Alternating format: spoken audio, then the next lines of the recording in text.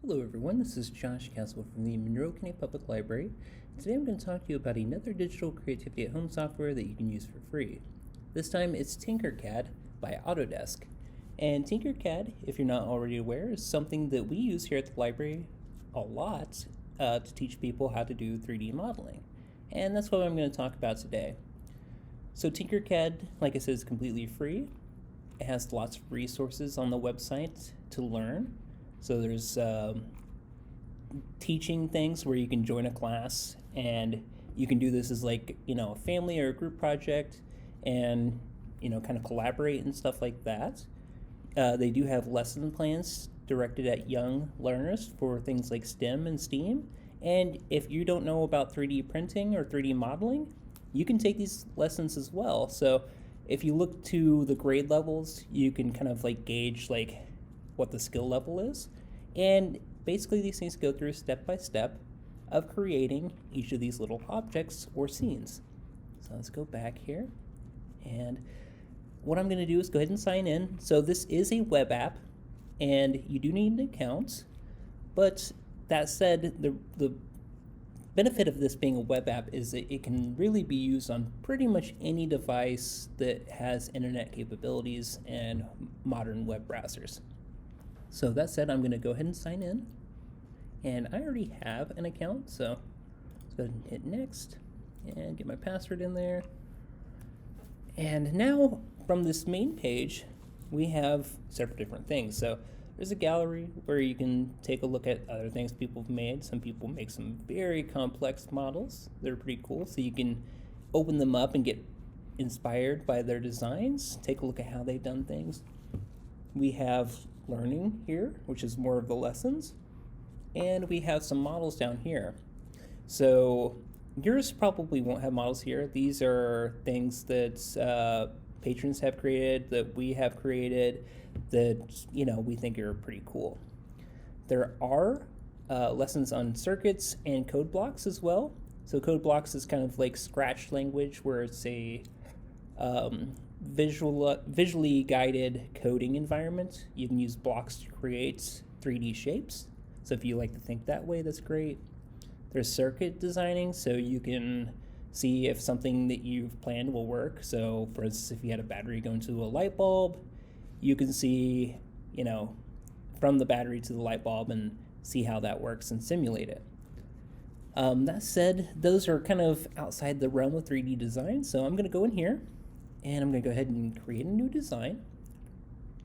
And what I have here is my work area.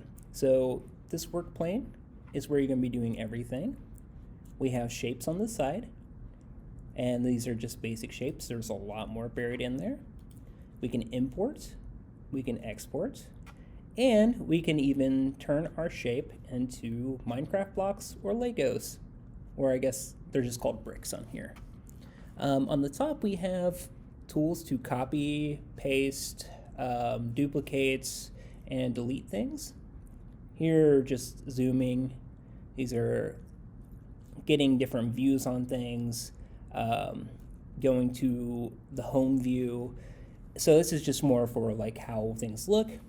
And you can move around on this by holding the right click to kind of move your mouse to spin around, or hold in the middle click button, the little wheel, to pan. So those are both pretty useful things to know. And to get started, all we'll need to do is look at these basic shapes, and this will really demonstrate how easy this is. So let me just double click this box, or actually click and drag it in. I don't think that double click works, so let's click and drag in this box. And this is a 3D object. So that's how easy the modeling is. Now, obviously, we don't want just a box, but if we did, you've actually made a 3D design. But what's really cool about this is that this simplicity is used to generate more complex shapes. So let's say you have this box here, and you're not satisfied with just the box design. We can click in the sphere here, and you can see these little controls here. I'm going to zoom in and use my middle mouse to kind of pan over. So we have these little buttons here. It shows us the length and width of our item. And we have this thing here. We have a rotation guide here. So we can click on this and rotate. It's going to be hard to tell with the ball that it's rotated. So let me click this square real quick. And let's rotate that a little bit. So you can see that it does rotate. Getting back to this ball here, if we want to make it larger, we can click this and make it larger. There are shortcuts which you could learn. There's a good shortcut guide on the website, but if you hold down Shift and you click that drag thing again, it actually scales it proportionally. So before it was just scaling on this axis, so it's getting like flat like a pancake. If you hold down Shift, it actually scales proportionally, so it gets bigger, or it gets taller as it gets wider and longer. So that's good to know. And so let's take this shape and let's say I want a square hole in this sphere here. So I'm going to make this a little bit smaller and a little less wide, and you know what, let's make it a little bit less long. And I can hold down on it and drag it over. I can use this little top cone here to pull it up.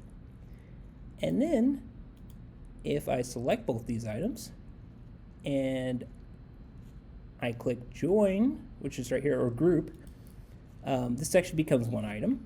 But you know, I didn't want that as one item, so I'm going to go click ungroup here. And what I'm going to do actually is click on the square here, make sure I just have the square selected, and I'm going to click this hole button. And this is going to go invisible. And what that's done is it's saying we want this square to be a hole and be inset into our sphere. And now if we click and join, we have a nice little sphere with a hole in it. You can see there. So now you can start to see like where you can do different applications. So I can add, for instance, let's get a cylinder and put it here, and then you know, let's say I want it up a little bit, and I kind of want it to be like this for whatever reason. I can select all this stuff and join again. Group them together, and now it's a single object. You can always ungroup on this, so if I ungroup, it's going to remove the sphere. If I ungroup again, it's going to remove the cube from the sphere. And if I go back to regroup, they all become one object again. So now you can kind of see how to build things. So you can use holes, you can use solid pieces to construct an object. So let's go ahead and delete this, and let's say that we want to create a bookmark. It's a very good thing to create because it's very simple, and it's a good starter project. We can also say, well, maybe we want this to be a key ring, and you know, it's going to be basically a similar shape. So we can think, how does that look? So let's bring in a box, and let's say that we want like kind of like a tag keychain, right? Or a bookmark or whatever. So we can drag it to be as long as we want it, and then we want to make it a little bit thinner perhaps. And you might say, well, if I'm making a key ring, I want a hole in the top, so let's drag a cylinder in here. And these top ones are actually holes by default, so it makes it a little bit easier. And I'm going to make the hole go through the thing. And I can also use this alignment tool up here to make sure that I have this centered. So what it gives you is like guides on where this is. If you click these buttons, it'll move to the left, move to the right, or center. So we want it centered. We can make it in the center here, but that doesn't really make sense for a hole. So we're gonna have it at the top and make sure it's not coming off the top. I think it is still, so let's actually get out of the alignment mode, and let me just move this so I can get this circle selected. I think I have both selected still. There we go. I was having a hard time getting that selected. And I can actually use the arrow keys to finally move it toward me. And you can see I have the hole going all the way through this. So if I group them now, I have a hole. So I can put my key ring through there. And let's, you know, make it, let's just think like, well, I wanted to say something too. So let's get this text here. I'm actually going to bring that in here. And I'm going to rotate it. So I want it to be rotated this way. And let me move this so out of the way. So whenever I had the text on there, it initially started from an up and down view. Once you clicked on it, you can see these rotation things. So I can, spin it around. And I just wanted it to be aligned with this. And I'm going to want it to be a little bit less thick. So I'm going to scale this down. And you can change what it says right here. So maybe you're doing a gift for your dad or something, and you just want to say, oh, let me go back here. You wanted to say something like, Dad. Now you can just move this where the keychain is, and you can see that it puts it like at the bottom, like inside the thing, but you can use this cone to move it up and then kind of, zoom in and get it to where it's set on this thing. So I'm going to move this up a little bit, and I'm probably actually going to scale this a little bit as well. But that looks good to me.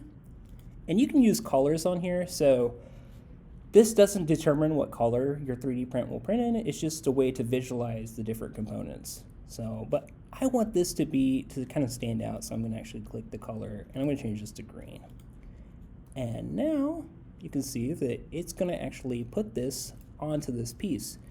And if we go to group again, you'll see it turns red, and that's just because it's part of this bottommost object now. So it's part of the key ring and the bookmark, whatever we made before, only now it raises up and has this text on here.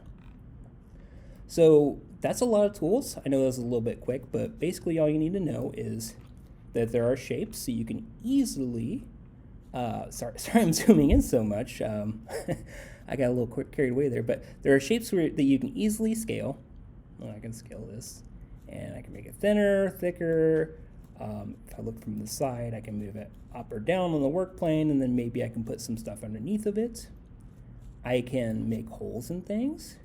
I can add shapes together or subtract them. So if I wanted to make this text here, this dad text, kind of see into this, what I could do is make sure that I'm selected on the dad text and then move this down and just align it inside the thing the best I can. And what I'm going to do is make it a hole and then join it again. And you can see it's cut in now. Maybe it's a little bit harder to tell cut in from protruding, but you can see like on this top here, the D is coming off the thing and it's a hole. So I can make holes in there. And yeah, that's, I can just keep adding things. I can build things. So you can think of these like building blocks. I can add pyramids, hexagons, things like that. There are also more complex tools. So basic shapes. Earlier you might have seen the Triceratops there. And let me see, I think it's in the Smithsonian. And there are some complex models that people have already uploaded. So let's bring this skull in here. And that one I had to double click. I'm not sure why, but I had to double click to bring it in. And you can see that, I could bring this in here and then start, cutting shapes out of this or adding shapes to this and manipulating this model as well. So you can really commit a lot of time to this. Basically, if you have endless patience, you can make anything you want. You can 3D design and create something really amazing. So with that, I think you have a good set of tools to create something. We look forward to hearing back from you on what your creations are, so share them with us if you would. And thank you for joining me. I'll see you in the next one.